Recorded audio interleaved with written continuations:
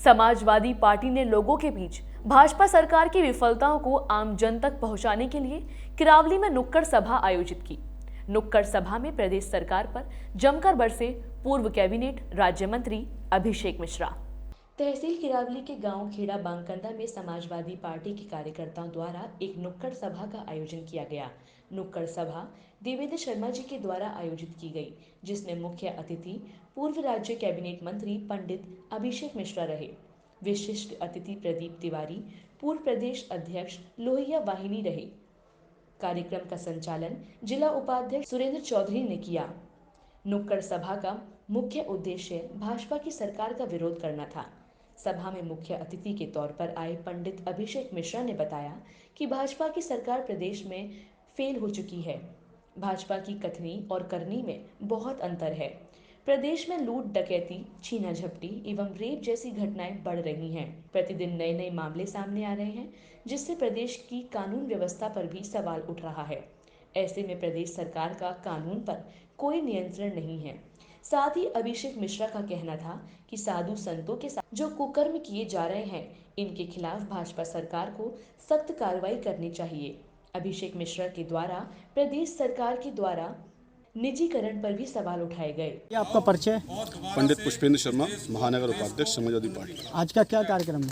आज हमारे नेता पूर्व कैबिनेट मंत्री पंडित अभिषेक मिश्रा जी के नेतृत्व में एक चौपाल का आयोजन किया गया है, जिससे हम ये दमनकारी और जो भारतीय जनता पार्टी की जो जन विरोधी जो नीतियां हैं, उनको लोगों के बीच में रख रहे हैं और लोगों को ये बताने का और जागरूक करने का कार्य कर रहे हैं कि इस भारतीय जनता पार्टी में जिस तरीके से ब्राह्मणों के साथ, हमारे जाट भाइयों के साथ, किसान के साथ, महिलाओं की सुरक्षा के लिए और तमाम ऐसी जो नीतियां हैं, जो ये सरकार पूरी तरीके से फेल है, उसके लिए लोगों को जागरूक करने के लिए आज हम लोग गांव-गांव चौपाल करने का कार्य कर रहे हैं। कुछ समय पहले सपा सरकार ने किसान कृषि बिल के विरोध में एक कार्यक्रम किया था।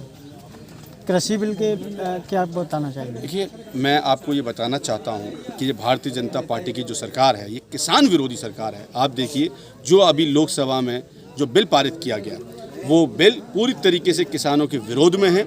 अगर आप समाजवादी पार्टी की बात करें तो समाजवादी पार्टी के शासनकाल में किसानों का जो किसान बीमा योजना जो थी, जो 1 लाख से बढ़ाकर 5 लाख तक की गई, नहर की आपासी जो फ्री की गई, बिजली का कनेक्शन फ्री किया गया, 50-50 हज़ार रुपये तक का जो ऋण था वो किसानों का माफ़ किया गया। हमारे धरती पुत्र मुलायम सिंह, परम आदरणीय नेता श्री मुलायम सिंह यादव जी ने किसानों के लिए जो जितने कार्य किए हैं, जितने विकास कार्य किए हैं, उतने विकास कार्य करने में ये भारतीय जनता पार्टी पूरी तरीके से फेल है।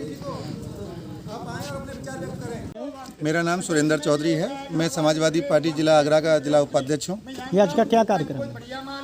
आज पूर्व सरकार समाजवादी पार्टी सरकार में पूर्व कैबिनेट मंत्री रहे पंडित अभिषेक मिश्रा जी और लोहिया वाहिनी के पूर्व प्रदेश अध्यक्ष बड़े भाई प्रदीप तिवारी जी आज हमारे जिला आगरा में आ चुके हैं। उसी कड़ी में विधानसभा फतेहपुर सीकरी के ग्राम खेड़ा बाकंदा में उनके लिए हम लोगों ने, समाजवादी साथियों ने, एक चौपाल कार्यक्रम रखा है और यहाँ पे समाजवादी पार्टी जिला आगरा के सभी कार्यकर्ता, नेतागण, किसान बंधु, युवा साथी बैठे हुए हैं और सबका विचार विमर्श चल रहा है। और वर्तमान सरकार की नाकामियों पे ज़्यादा चर्चा हो रही है, क्योंकि इस सरकार से कोई भी वर्ग खुश नहीं है, चाहे वो किसान हो, नौजवान हो, या आपका युवा हो, या छात्र हो, या फौजी हो, कोई भी वर्ग खुश नहीं है।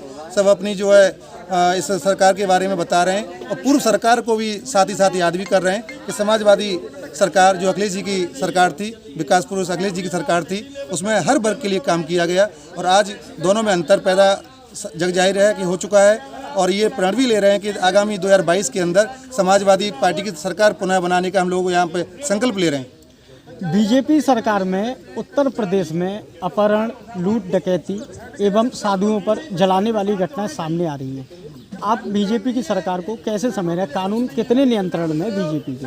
हमसे ज़्यादा तो आप भी समझ रहे हैं, क्योंकि आप पत्रकार बंधु हैं और इस सरकार में हर वर्ग दुखी है और हर वर्ग के साथ साथ विकास की बात नहीं हो रही है। केवल अपहरण, डकैती, लूट, कसूट सब काम चल रहे हैं। साथ ही कोई भी वर्ग इसमें, वो मतलब कह सकता हूँ कि कोई भी वर्ग जो इसमें खुश नहीं है, क्योंकि वर्तमान सरकार के मुखिया पे आप देख लीजिए कितने आपराधिक मुकदमे दर्ज हैं। जब उन पे मुकदमे दर्ज हैं तो वो हमारे प्रदेश में सुशासन कैसे चला पाएंगे?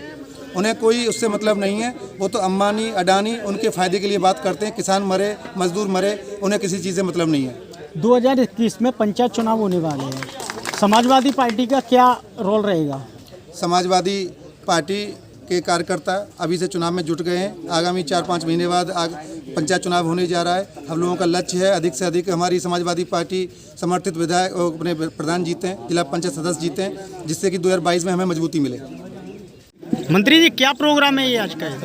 आज गांव में मिलने आए थे लोगों से, एक दिल से दिल का रिश्ता संवाद करने के लिए आए थे, लोगों का दुख दर्द समझने आए थे। जब लोगों ने ये बताया कि भारतीय जनता पार्टी के सारे विधायक जीते हुए हैं आगरा शहर में, आगरा जिले में, सारे सांसद हैं उनके, जिला पंचायत उनके पास है, मेयर उनके पास है, मंत्री उनके पास है, भारत सरकार में उनके पास है, लेकिन कोई आदमी आज तक कभी यहाँ आया नहीं, ना आता है, ना लोगों से मिलता है, ना उनका दुख दर्द पूछता है। तो हमने उनको ये बताने आए थे कि रोज हमेशा ये भारतीय जनता पार्टी का तरीका है कि एक तरफ मन की बात करते हैं, समाजवादियों का तरीका है कि हम दोनों तरफ से मन की बात करते हैं, संवाद करते हैं, उन लोगों के दुख दर्द बांटने के लिए, उनके बीच शरीक होने के लिए, उनकी बात समझने के लिए, सुनने के लिए, उनको ये विश्वास दिलाने के लिए कि समाजवादी कल भी आपके बीच थे, आपके साथ थे, आज भी हैं और आने वाले कल में और मजबूती से रहेंगे। और उनका प्यार आशीर्वाद मांगने के लिए कि 2022 में आप बड़ा बदलाव करिए, एक बहुमत की सरकार समाजवादी पार्टी बनाइए, आपका मान, आपका सम्मान बढ़ेगा और आपके क्षेत्र में जो विकास से छूटा रह गया है पिछले 4 साल से, उसको दोबारा विकास से जोड़ने का काम समाजवादी करेगी। हाथरस में मंत्री जी निर्भया का केस दोहराया गया है।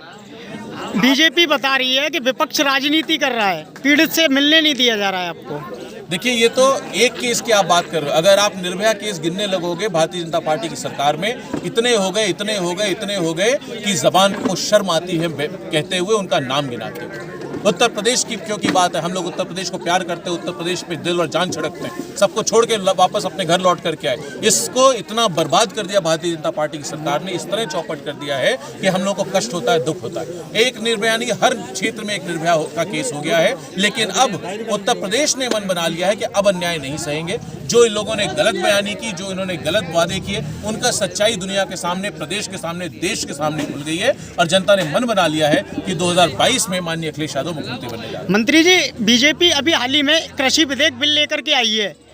बीजेपी कह रही है कि विपक्ष किसानों को बहका रहा है।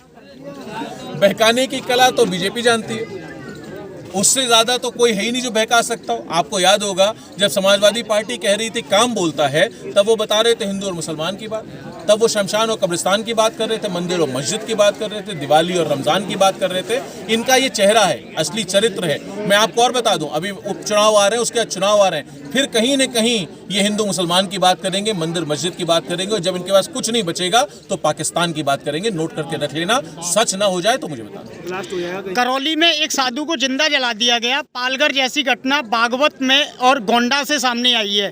कानून व्यवस्था के बारे में आप क्या कहना चाहेंगे? देखिए, संतों के खिलाफ, पुजारियों के खिलाफ, सनातन धर्म की जो ईमानदारी से सेवा करते उनके खिलाफ, इस व्यक्तिगत कुछ एक स्पेसिफिक समाज के खिलाफ एक बड़ी साजिश उत्तर प्रदेश में हो रही है।